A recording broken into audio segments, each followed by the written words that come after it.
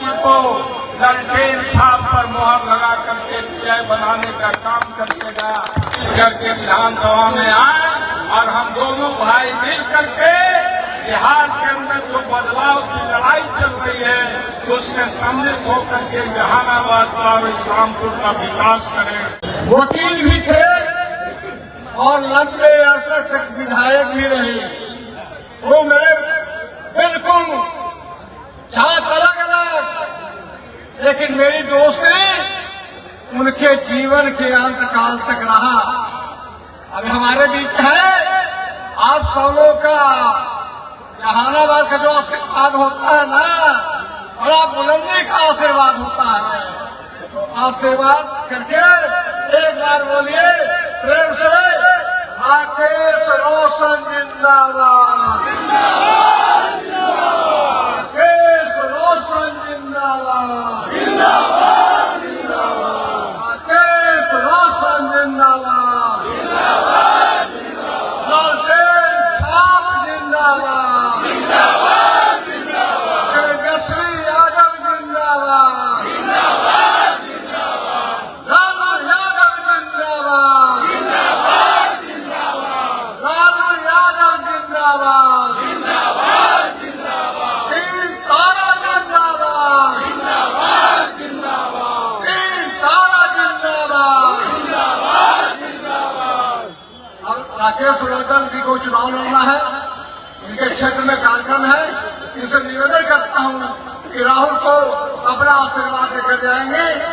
आदरणीय राकेश रोशन जी, विधायक इस्लामपुर।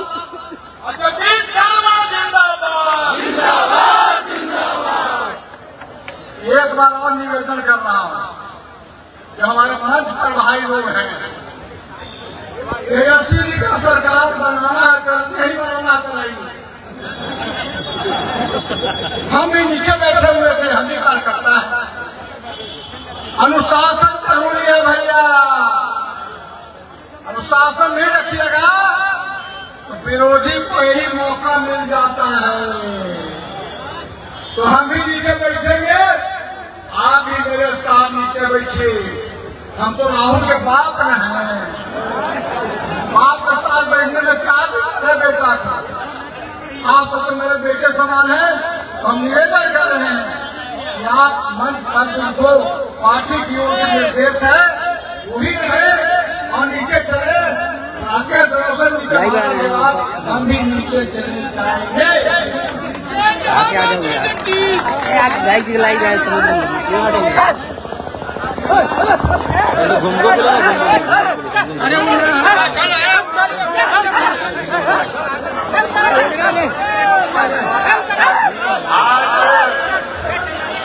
जहानाबाद विधानसभा निर्वाचन क्षेत्र से महागठबंधन समर्थित राजद प्रत्याशी भाई राहुल शर्मा जी के नामांकन के अवसर पर आयोजित इस कार्यक्रम में आए हुए मंच पर सभी सम्मानित नेतागण और इस सभा में उपस्थित जहानाबाद के और जहानाबाद के इर्द गिर्द के आए हुए हमसे उम्र में बड़े हमारे पिता कुल अभिभावकगण, हम उम्र भाइयों,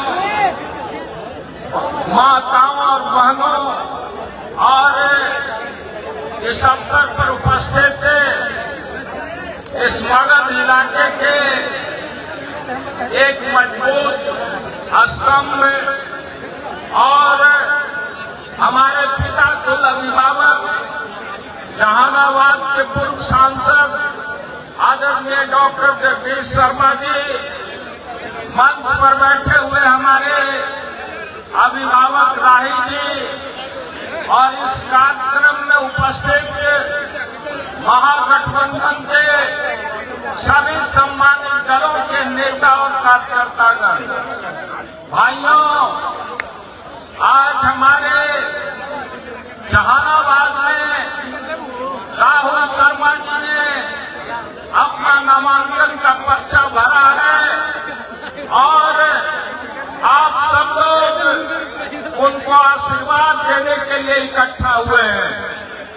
मैं ज्यादा लंबा चौड़ा तकरीर नहीं करूंगा, चूंकि हमारे यहाँ फर्स्ट फेज में ही चुनाव है और हम लोग भी चुनाव के मैदान में हैं।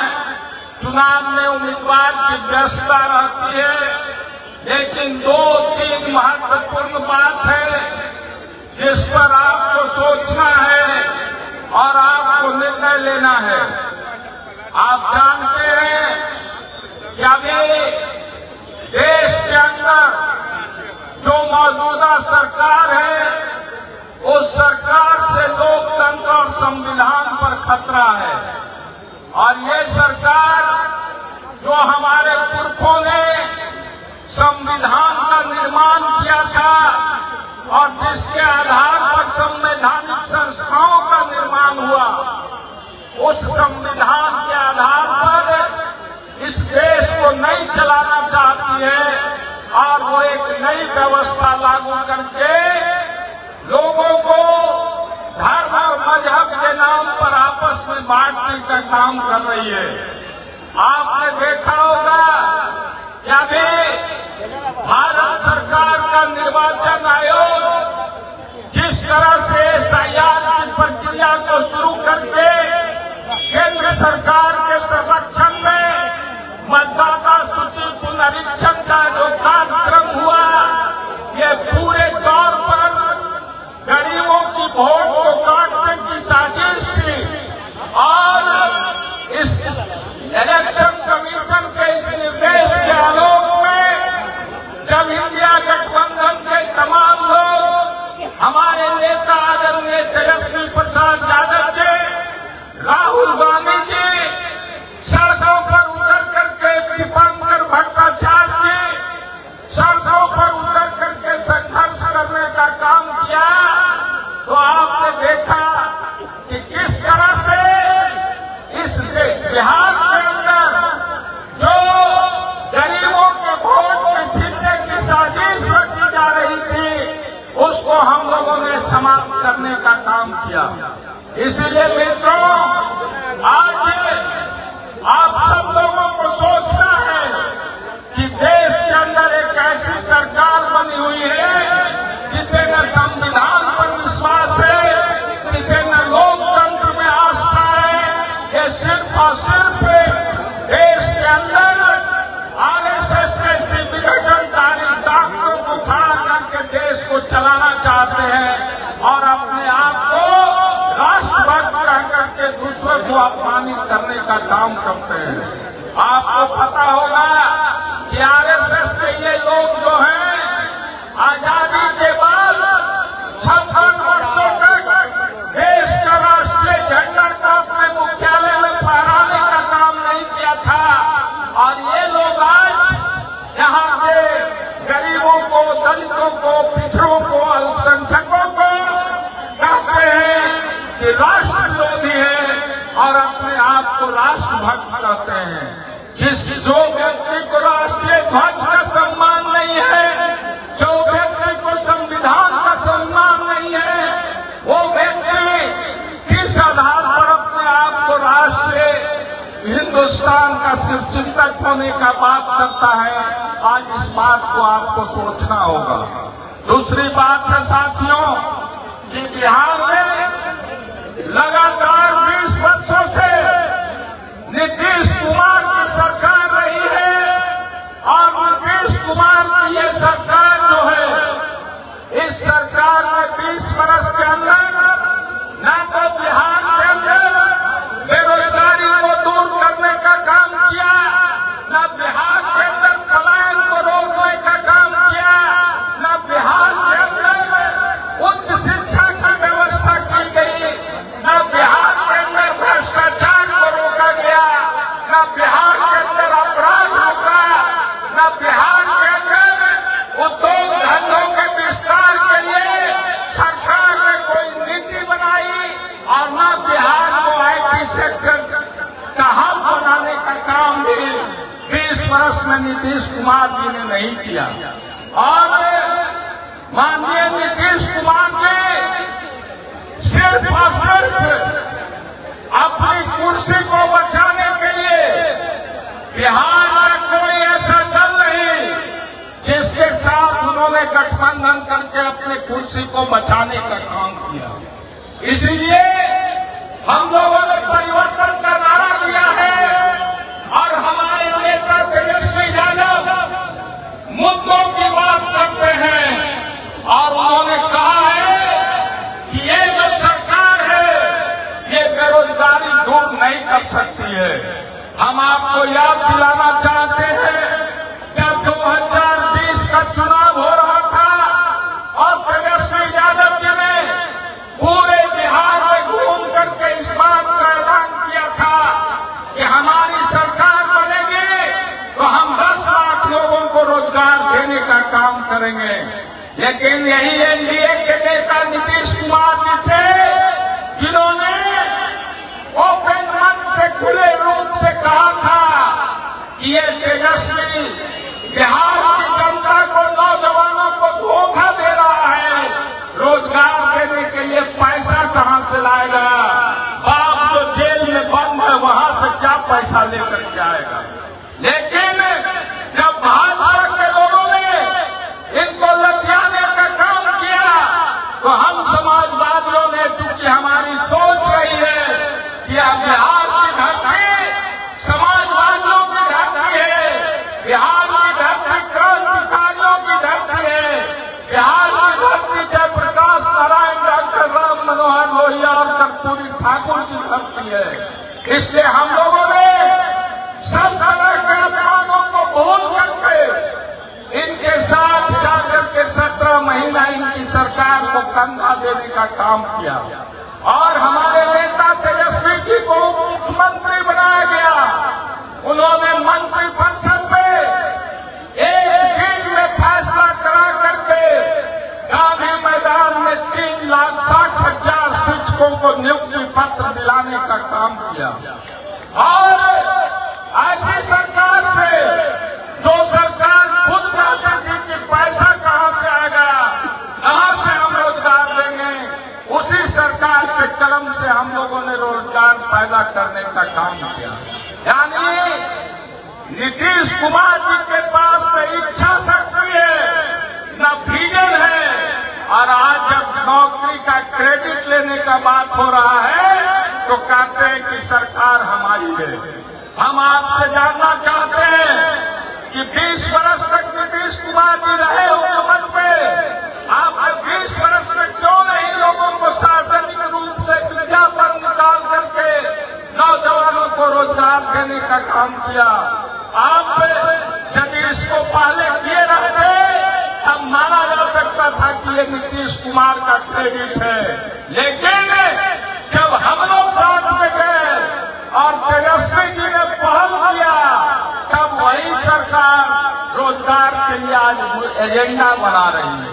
यानी बिहार की राजनीति में पूरे हिंदुस्तान में एक मिसाल है कि हम लोग जो मुद्दा नरेटिव सेट करते हैं उसके पीछे पीछे सरकार चलती है, उसके पीछे पीछे सरकार चलती है। हम लोगों ने कहा था कि बिहार के अंदर हम महिलाओं के सम्मान के लिए हर महीना 2500 रुपया हर महिला के खाता में भेजने का काम करेंगे।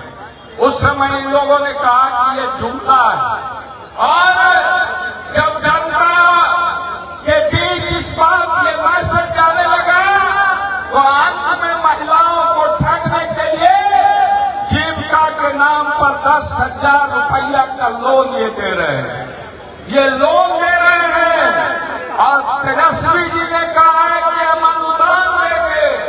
अब लोन और अनुदान का मतलब समझिए, जो पैसा 10,000 रुपया दिया जा रहा है कर्ज सहित वसूला जाएगा, लेकिन तेजस्वी यादव की सरकार बनेगी तो एक साल में 30,000 रुपया प्रत्येक महिला के खाता पर जाएगा। ये हमारा संकल्प है और ये हमारे महागठबंधन का घोषणा पत्र में। इसलिए साथियों, हमारे नेता ने ये कहा है कि जब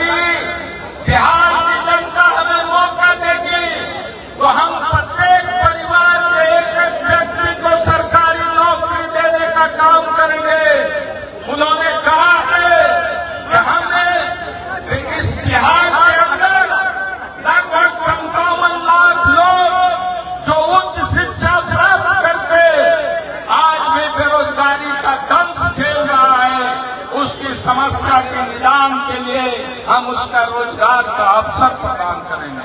उन्होंने कहा है कि हमको यदि बिहार में आप मौका दीजिएगा तो बिहार से पलायन को रोकने का काम करेंगे।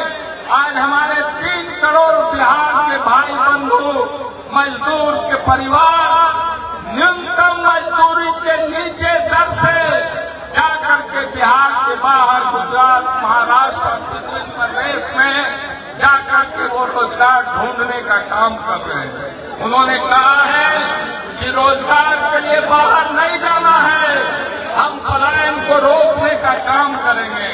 और उन्होंने कहा है कि हम बिहार के अंदर औद्योगिक ढांचा का विस्तार हमारा संकल्प है। बिहार में हम इंडस्ट्री हब बनाएंगे, बिहार को IT हब बनाएंगे। बिहार जो आज पूरे राष्ट्रीय मानचित्र पर सबसे पिछड़ा हुआ प्रदेश है, आज हम उसको राष्ट्र के विकसित प्रदेशों की श्रेणी में लाएंगे। इसलिए साथियों, एक तरफ एक 33 वर्ष का नौजवान है और एक तरफ 80 वर्ष का थका लाचार व्यक्ति जो न शारीरिक रूप से न मानसिक रूप से सही है, वो बिहार को किस दिशा में ले जाएगा ये वो खुद नहीं समझ रहे हैं। तो एक नौजवान जिसको लंबी पारी खेलना है बिहार में, 33 वर्ष का नौजवान को जो उसने कहा है उस वचन को पूरा करके उन्होंने दिखाने का काम किया है। और आगे भी तेजस्वी जी ने कहा है कि तेजस्वी का उम्र कच्चा हो सकता है लेकिन तेजस्वी वचन का झूठा नहीं है, जो कहता है वही करता है। इसलिए उन्होंने मान सम्मान, सबका विकास की बात कहा है और सबको साथ लेकर के एक दूसरे को जोड़ने की बात कही है। अंतिम बात में एक बात कहते हुए अपनी बात समाप्त करूंगा। आप सब लोग जानते हैं कि डॉक्टर भीमराव अम्बेडकर ने संविधान में जो दलित थे, पिछड़े थे, कमजोर थे, गरीब थे, समाज के अंतिम पंक्ति में बैठा हुआ जो व्यक्ति था, उसको समाज के मुख्य धारा में जोड़ने के लिए उन्होंने कहा था कि उसको आरक्षण देना होगा। और आरक्षण इसलिए दिया गया कि उसको समाज के मुख्य धारा में बराबरी का हिस्सा मिले। इतना ही नहीं, उच्च जाति के भी जो कमजोर वर्ग के लोग हैं उनको भी EWS के अंदर 10% आरक्षण देने की बात कही गई। और इस देश के अंदर पहला नेता आदरणीय लालू प्रसाद यादव जी हुए जिन्होंने पार्लियामेंट के अंदर इस बात को उठाने का काम किया कि देश के अंदर जातीय गणना होना चाहिए। और जब जातीय गणना की बात हुई तो नीतीश कुमार जी लाचार होकर के जब हम लोग सरकार में गए तो बिहार में जातीय गणना कराया और जातीय गणना कराने के बाद जो आरक्षण की सीमा बढ़ाई गई, 15% जो आरक्षण बढ़ाया गया, उस आरक्षण को एनडीए की सरकार जो है न्यायालय के चक्कर में ले जाकर के आरक्षण को फंसाने का काम किया। हम लोगों ने कहा था कि सही मायने में आप चाहते हो कि हम गरीबों को आरक्षण दें तो आपको संविधान के 9वें अनुसूची में पड़े हुए आरक्षण को लागू करना चाहिए।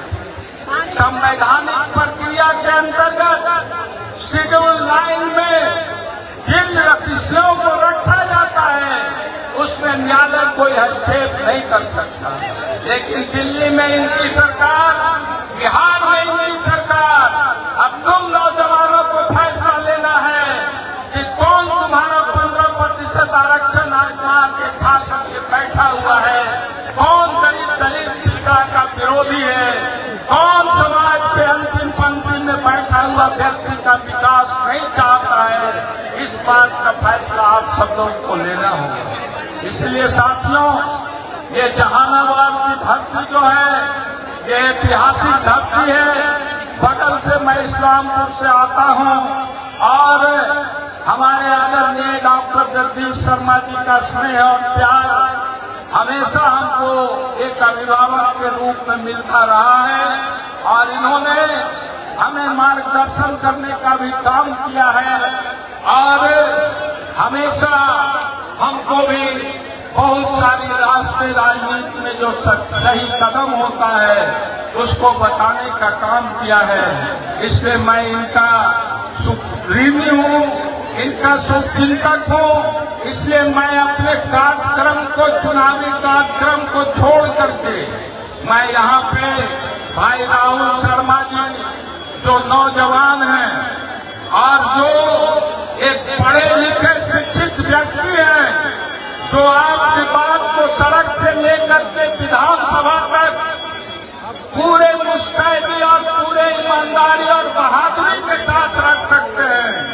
इनको आप तमाम लोगों को बिना किसी के बहकावे में आकर के और इंडिया महागठबंधन और तेजस्वी यादव को बिहार का मुख्यमंत्री बनाने के लिए भाई राहुल शर्मा जी को ललटेन छाप पर मुहर लगा करके विजय बनाने का काम करिएगा। मैं इसी अपील के साथ आप तमाम लोगों से विदा लेता हूं और यदि आपका इजाजत है तो हम अपने तरफ से भाई राहुल शर्मा जी को इस्लामपुर की महान जनता की तरफ से इनको हम माला देकर के सम्मानित कर रहे हैं। ये भी जीत करके विधानसभा में आए और हम दोनों भाई मिल करके बिहार के अंदर जो बदलाव की लड़ाई चल रही है उसमें सम्मिलित होकर के जहानाबाद और इस्लामपुर का विकास करें। मैं इन्हीं शब्दों के साथ आप सबको बहुत बहुत धन्यवाद प्रकट करते हुए अपनी बात समाप्त करता हूँ। राहुल शर्मा जिंदाबाद। बहुत बहुत धन्यवाद माननीय विधायक राकेश रोशन साहब। राहुल